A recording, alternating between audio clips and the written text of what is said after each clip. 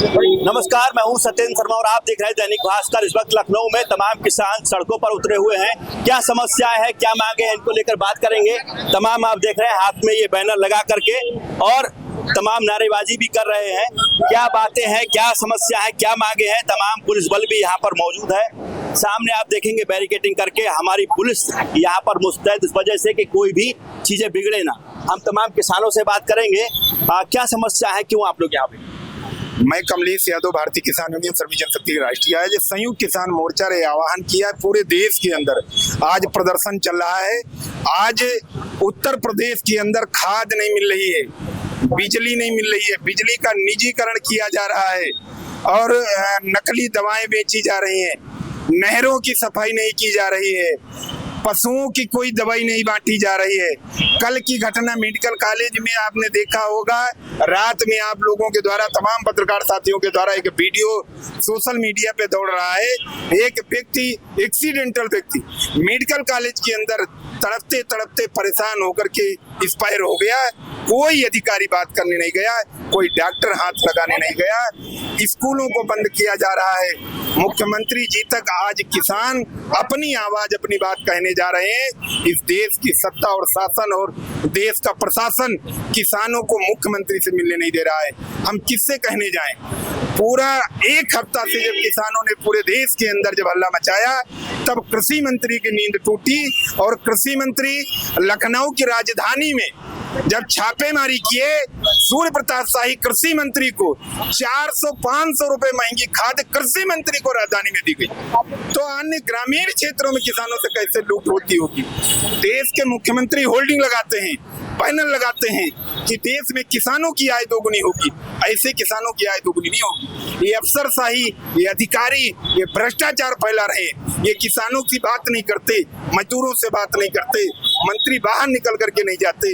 इसलिए आज हम लोग रोड पर उतरे हैं और लड़ेंगे, संघर्ष करेंगे और जाएंगे, चाहे पुलिस लाठी चलाए, चाहे जेल भेजे। हम संकल्प लिए तो जरूर जाए। कहाँ तक जाएंगे, कहाँ तक जाने का प्लान। आज हमारा जीपीओ तक जाने का प्रोग्राम है। भारतीय किसान यूनियन श्रमिक जनशक्ति के राष्ट्रीय अध्यक्ष भाई कमलेश यादव जी के नेतृत्व में आज ये पूरा हुजूम, आज ये किसानों और मजदूरों का बड़ा काफिला जो प्रदेश भर के विभिन्न जनपदों से आए हुए हैं, आज माननीय मुख्यमंत्री योगी जी से कुछ सवाल पूछना चाहते हैं कि ये खाद की कालाबाजारी चल रही है। कल कृषि मंत्री गए थे, उन्होंने स्वयं पकड़ा कि 400-500 रुपए महंगी खाद ये क्यों दी जा रही है। ये सरकारी स्कूलों को आखिर क्यों बंद किया जा रहा है। हम पूछना चाहते हैं कि क्या गांव के किसानों को, मजदूरों को अपने बच्चों को पढ़ाने का अधिकार नहीं है। और अगर ये स्कूल आप कह रहे हो यहाँ बच्चे कम हैं, तो सवाल इस बात का है कि वो प्राइवेट स्कूलों में क्यों जा रहे हैं। इसका मतलब ये हुआ कि आपके सरकारी स्कूल फेल हो रहे हैं, और अगर सरकारी स्कूल फेल हो रहे हैं इसका मतलब उत्तर प्रदेश की व्यवस्था फेल हो रही है। यह प्रश्न चिन्ह है सरकार पर। हम जानना चाहते हैं कि जब सारी चीजें आप प्राइवेट कर देंगे, जब आप स्कूल प्राइवेट कर देंगे, जब आप अस्पताल प्राइवेट कर देंगे, तो इस देश में बचेगा क्या। आने वाले दिनों में आप रेलवे को प्राइवेट जिस तरह कर रहे हैं, रोडवेज को भी प्राइवेट कर देंगे, तो जब सब कुछ प्राइवेट में चला जाएगा, मैं जानना चाहता हूं कि हम कहां सफर करेंगे, हम कैसे जिएंगे, ये देश कैसे चलेगा। सब कुछ प्राइवेट लोगों के हाथ में चला जाएगा।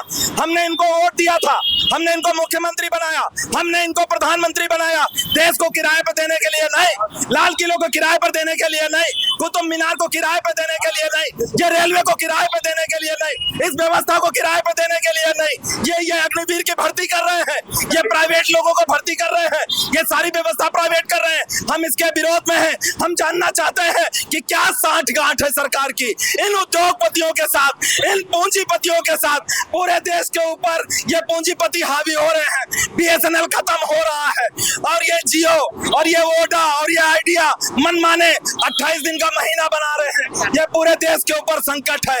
आज पूरा देश त्राही त्राही कर रहा है। मजदूरों को मजदूरी नहीं मिल रही, युवाओं को रोजगार नहीं मिल रहा, पढ़े लिखे लोग सड़कों पे मारे मारे घूम रहे हैं। ये पूरी व्यवस्था चौपट है। गिने चुने लोग इस देश को चला रहे हैं। ये अत्याचार है, ये जुल्म है। योगी जी को स्वयं देखना होगा, अन्यथा हम सड़कों पर आने के लिए मजबूर हैं। आज हम जीपीओ तक जाएंगे और माननीय मुख्यमंत्री के समक्ष 21 सूत्री ज्ञापन देकर अपनी मांग को रखेंगे। 21 सूत्री का जो आपकी मांगे हैं, इसको लेकर आप सड़कों पर तो है, क्या लग रहा है सरकार किसानों की बात को सुन पाएगी, क्या उनकी मांगे। अगर सरकार को सुनना पड़ेगा, क्योंकि बहुत ही ज़्यादा पब्लिक को परेशानी हो रही है, किसानों को परेशानी हो रही है। 13 रुपए में बिजली करने की सूचना आ रही है कि 13 रुपए यूनिट बिजली की जा रही है।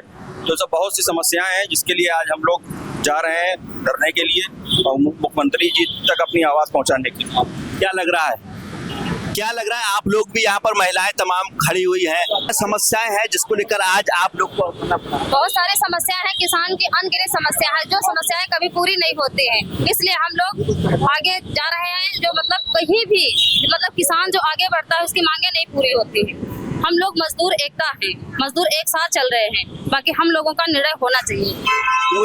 जी, नबी अहमद, मैं प्रदेश से भारतीय किसान यूनियन श्रमिक संघ। सरकार से इतनी मांग है कि सरकार सब कुछ प्राइवेट करना चाह रही है, सरकारी कोई मतलब नहीं रह गया।